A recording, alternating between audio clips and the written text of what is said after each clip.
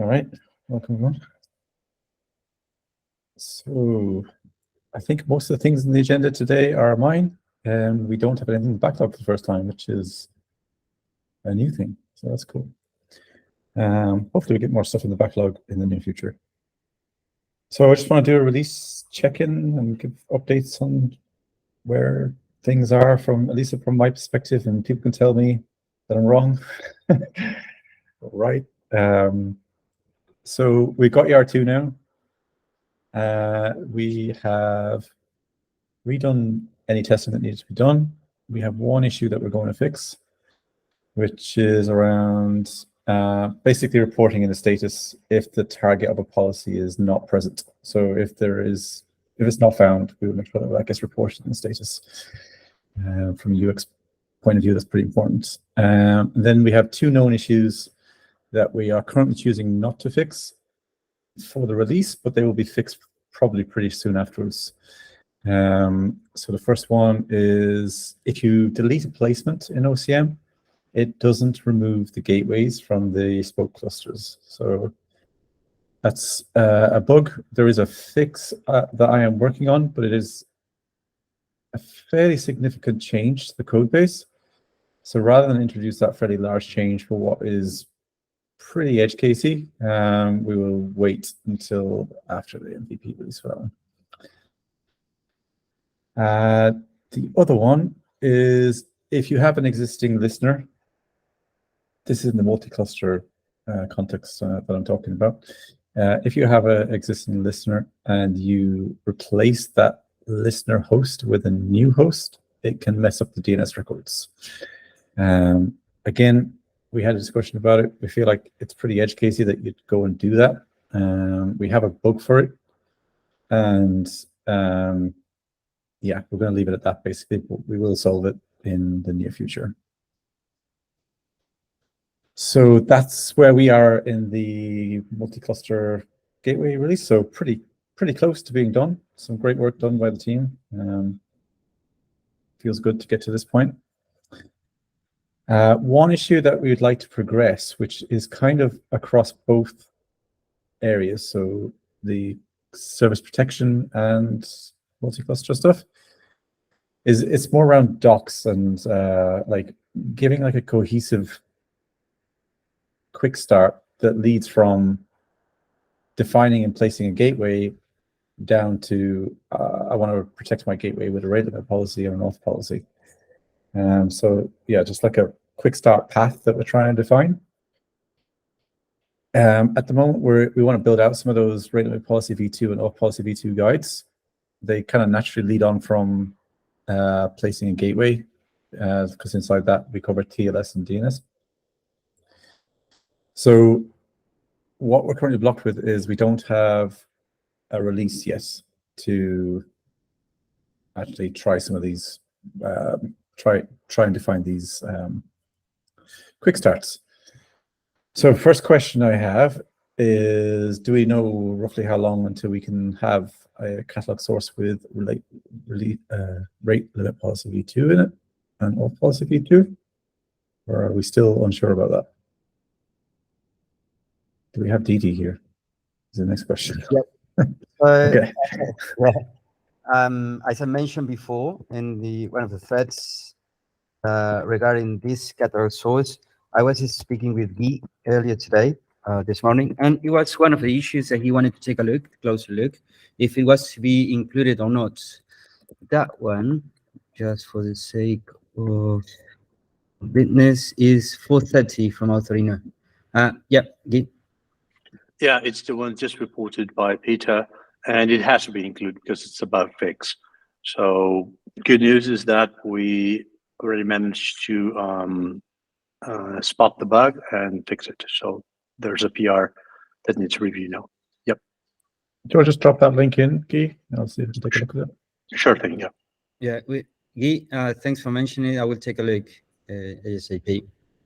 So just for completeness and into the answer for Craig, I think like once that issue is fixed, since that's for Authorino, we need to do another release and then release Authorino operator pointing to that like freshly released Authorino. And I think after that, we probably are like safe to do the release from Kuadrant. Since Kuadrant needs to have like all the operators and its operands, it is the last step to do. Okay. So once that merges, how long does that process take, DD, once that merges then? Once everything is like kind of like ready for release, like there's no other piece of code that needs to be included or pending pull request or anything, it just takes a day. Like Okay. to be published in Operator Hub at least. If not, it's just a couple of hours. Just Yeah, free of I tests will. and everything. Yeah, sorry, I will interject again because I would like to take at least a quick look. I don't think our testing, since we did test Autorino before, we would like to keep doing it. So if Autorino is going out on Operator Hub, we would like to have a look and at least run our automation, which shouldn't take that long, but yeah, it might add, I don't know, half day at maximum, right, to that. Okay. To be clear, Craig, and that is for releasing Autorino, right? Yeah. It doesn't mean releasing all policy v2 just yet. The PR we had blocking the development of all policy v2 has just been merged. So I currently have no other blockers. I will continue with the work on this other PR here in the Quadrant operator. So we can have all policy v2 in a few more days. Okay. Yep.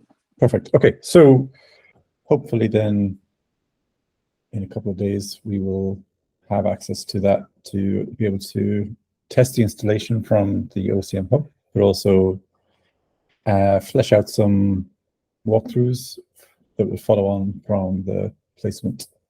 So lead on to what I would said is like protecting your gateway and endpoints. So I think that will unblock us in a couple of days in. What would be useful is if when Jason's going to basically use a tool to pull in patches or pieces of documentation from other guides to form a quick start guide. So it would be good once we have that PR in place that somebody from the service protection team review it. Keith? Yeah, just like we won't be blocking the development of our policy v2 while QE is testing Autorino and we are releasing the latest version of Autorino. I think the same thing applies for docs here if you want, right? Even without auth policy, I can help whoever is interested in writing some tutorial, some demo based on auth policy v2 with the tweaks the person would have to do in order to point like images and examples to the ones we currently have in the draft PRs. Meaning, we can write some docs based on auth policy v2, even if we are not ready to release that. Okay. Yep. Okay, I'll let yourself and Jason maybe sync up and figure out what can be done there. Awesome. Yeah, because that would just paint a fuller picture, I think, which is cool. All right, so that's the release. Peter. Yeah, I have one question about docs, and that is the config docs we currently have on the website. Basically, I'm asking if you want to keep those, if you want to restructure, or what we want to do with those. Yeah. Well, my opinion on it would be that we can leave them there for now. But I like the docs are going to be an ongoing process. So, what's the concern with leaving them there? Is it that they're out of date? Well, the problem is that we will have a few. I expect few guides for auth policy, like the basics. Mm-hmm. But the auth policy is a very complex thing that can do a lot of things, right? But if user then goes and see auth config, which he never heard of, I don't think there is a clear connection between, yes, these are things in auth config, and I can actually use them in auth policy.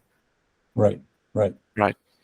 That's kind of the disconnect I kind of see there. It's not. Yeah. Yeah. That's a good point.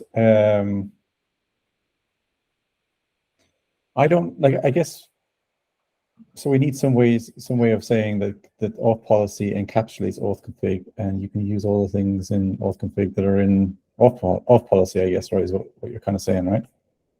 Yep. Exactly. So I think we can create a GitHub issue for that one, and I already that doesn't. created some. I think Okay. they are for the docs on the docs side, docs GitHub, I believe. They might serve that Yeah. purpose. Yeah, I honestly think we'll be like the docs are. Well, they're in a lot better shape than they were, but like, Oh yeah. it's gonna be a lot. There's still a lot to do there. But yeah, that one probably makes sense to do. Keith? Yeah, I think the challenge here is to find a way of how to point from an auth policy to the multiple examples we have based on the auth configs, and educate the users about how they can use whatever feature they learn about in Auth0 within the auth policy, rather than porting all those examples Yeah, as auth policy examples, right? I agree. Yeah, good. You again, maybe yourself and Jason could talk about that one, because Jason's working on some tooling or integrating some tooling that can pull examples from one doc into another doc. So maybe there's some options there, or I'm not sure, but yeah, I agree with you. Like, you don't want to sort of end up duplicating everything that's in auth config into auth policy, right? Yep. Okay, Pastor, that issue that you've created, could you mark that, or maybe you could ping D on that again, just make sure that he doesn't drop down. Yeah, I can send you I called it in more general term, like, yeah, use that. But I've also Okay. created, yeah, what I think is actually going to happen and we are going to implement more likely is this, which is basically, yeah, the auth policy reference that we have on the site is outdated. So let's update it to V2. Let's mention that what is auth config. We can explain it there and then point to the existing auth config examples, basically.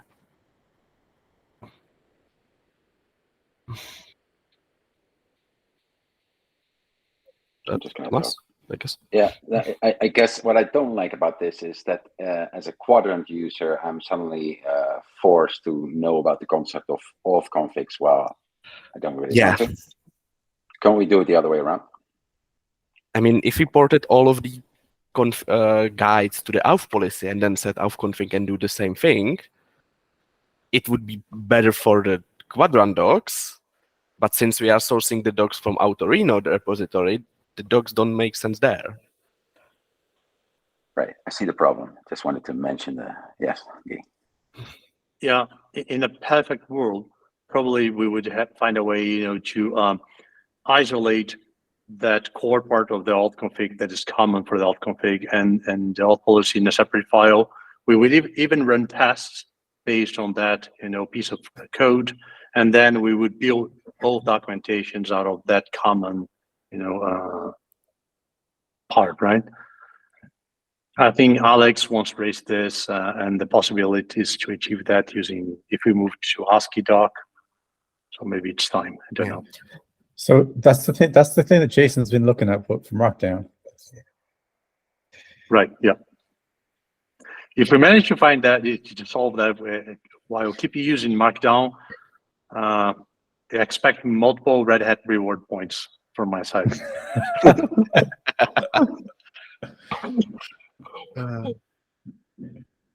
Okay. I just wanted to raise this up. I'm not concrete that it needs to be in this release, that it needs to be fully done right. But yeah, I think I would like this be tackled. I think like I said, the docs will be an ongoing concern. So I think if it doesn't necessarily get merged immediately, it's not the worst thing in the world. But we should probably prioritize some of these issues. Okay, excellent. I think that's everything on that. So the next one I've had in the backlog for a while, and we're probably going to talk more about it when we have a face-to-face. But it's around, I get like Alex and I talked earlier, and we said like unifying quadrant. So having like a unified quadrant where TLS policy and DNS policy can be used in a single cluster context, and auth policy and rate limit policy can be used in multi-cluster context. So in that light, allowing rate limit policy and auth policy to be defined in the hub, I'm starting to put together some ideas around this. So the real problem is like it's a UX problem, right? Like it's disjointed in regards to like an admin, for instance, would create a gateway. If they're using the multi-cluster one, they would create a gateway and then they would distribute it to some clusters. But then if they wanted to apply a rate limit policy or an auth policy, they would have to do that on the spoke cluster directly. There's nothing in the hub to allow you to define those policies at that hub level. Now we did mess around with this previously. We tried to add some value there for rate limit policy, but I think I've got a more generic option that means that potentially we could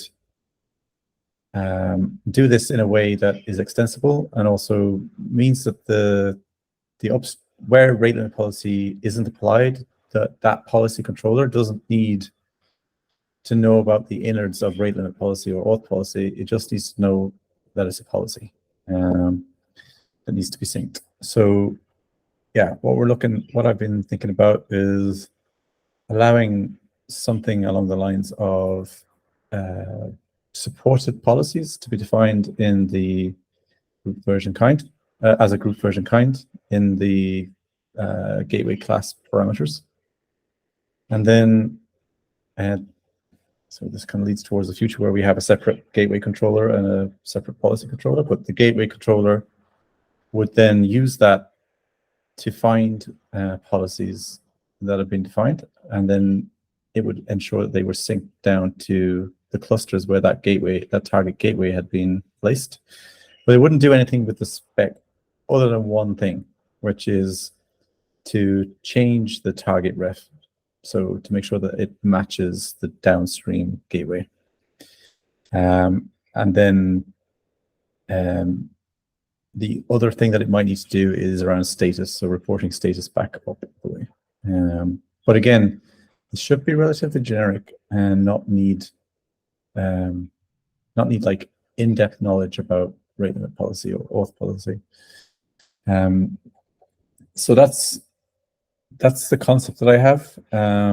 So basically having the gateway controller use like a dynamic client instead of like importing any of those specific CRDs, and then also potentially rejecting policies that are not marked as supported. There's still plenty to figure out here. I just wanted to throw it out as an idea and see what others, if others had any thoughts around it. Yeah, better. Yeah, my only concern is if we define rate limits at the hub, will they apply to the hub, like across clusters, right? That's the disconnect I can see right there from the user perspective. If I define it at the hub, I would kind of expect that it would apply to the whole hub or to the whole multi-cluster as a whole instead of individual clusters. Yeah, okay. So that if you defined a rate limit policy at the hub, sorry, I misunderstood what you were saying initially. It would get distributed to the spokes that gateway had been placed onto. So obviously that's going to be the same rate limit policy being applied to multiple spokes in that situation. So if you have limited door and Kuadrant installed on both of those clusters, then if they're not connected in any way, then you're going to have two sets of limits. Right? Yeah. That's what I expect. However, from the user perspective, I would set in rate limit policy. I would expect the DNS is by default round robin, I think. So Yeah. the requests are split, right? But then I set 10, but it actually works with 20, right? Because Yeah. the requests get routed. So, like, there's stuff in the future where we want to do more work with limit store, but initially, I think we could probably talk about rate limit policy at the hub level and say, you know, the limiters obviously need to share storage, right? You know, in order for this to work as a single limit, right? Yeah, I don't think it needs to be resolved now. I just wanted to raise it as a potential UX problem, right? I think it can be actually fixed with a doc update and just making it clear somewhere that's how it works right now. I just wanted to bring it up.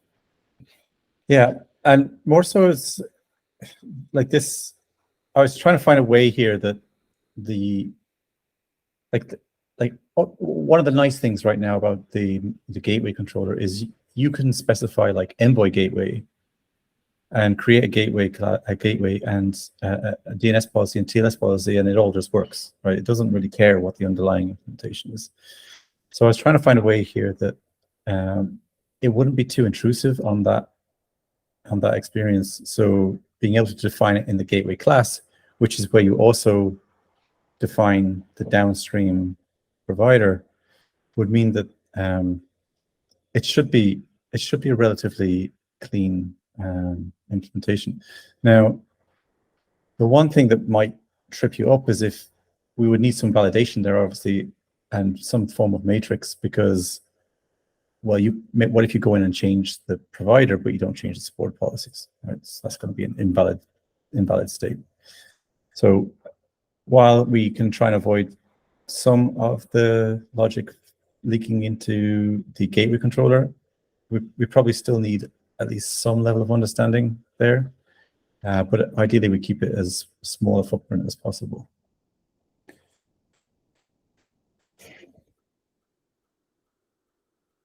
Thomas? Yeah, question. So you were saying gateway class, right? So you're saying you would, if you go to the hub to define a policy, auth policy, let's say, you define it at the gateway class level.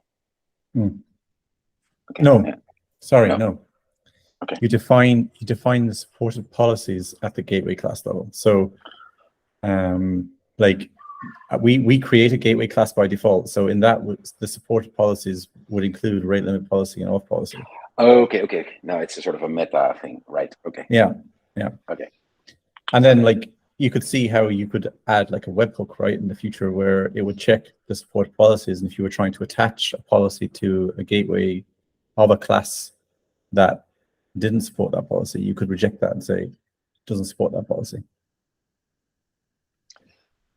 Right, and you would still be limited to the gateway level when you define the actual policy itself in the hub. Yes. Right. Yeah.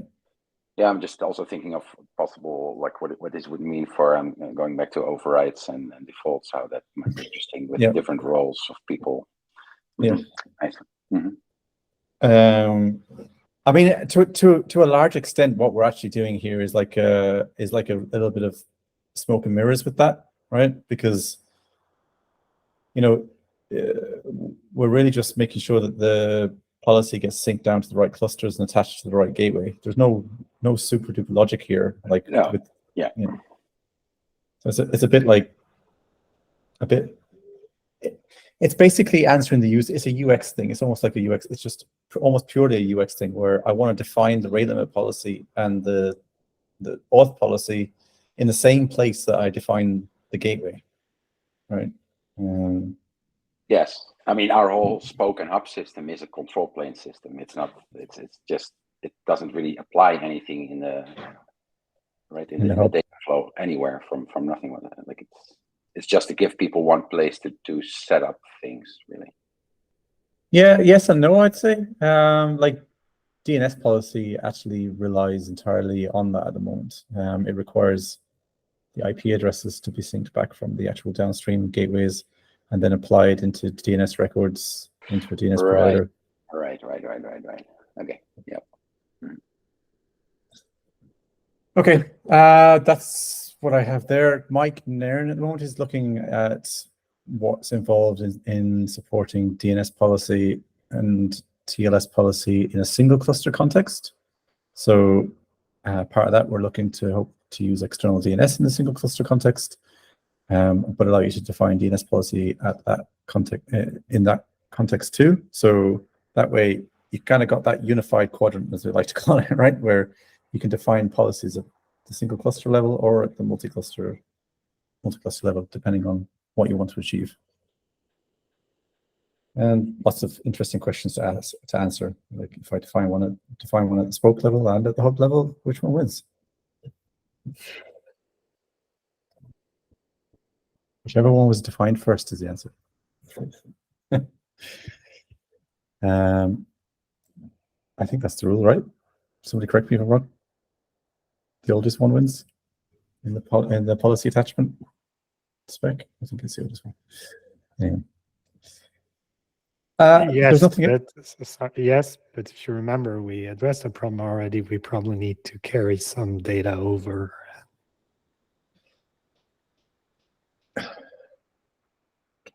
No, I don't remember. It's okay. Well, fun stuff to discuss. Yeah. Okay. If there's nothing else, we can get a bit of time back. All right. Thanks, everyone. Thanks, Ryan. Thanks. Bye.